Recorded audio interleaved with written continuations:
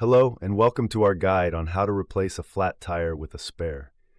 Whether you're a seasoned driver or new to the road, knowing how to change a tire is a valuable skill that can save time and provides confidence in emergency situations. Let's get started. First, ensure your vehicle is parked on a level surface and the emergency brake is on. It's important to have your car in a secure position before beginning. Gather your tools: a jack, lug wrench, and the spare tire.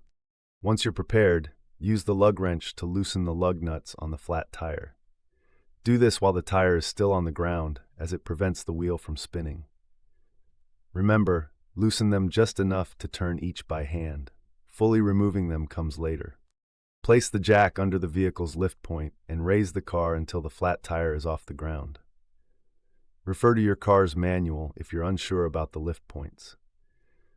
Make sure the car is stable before you proceed to the next step. Now, fully remove the loosened lug nuts and take off the flat tire. Keep the lug nuts somewhere safe, you'll need them shortly. Position the spare tire onto the wheel hub, aligning it with the lug bolts. Once in position, thread the lug nuts back onto the bolts by hand to ensure proper alignment. After hand tightening the lug nuts, lower the vehicle until the spare just touches the ground. Then, use the lug wrench to fully tighten the lug nuts in a star pattern, ensuring they're evenly tight. Lastly, lower the car completely and stow away your tools along with the flat tire.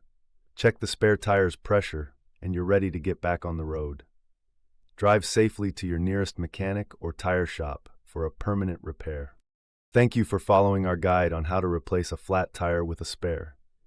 With these steps, you're better prepared for any flat tire emergencies. Safe travels.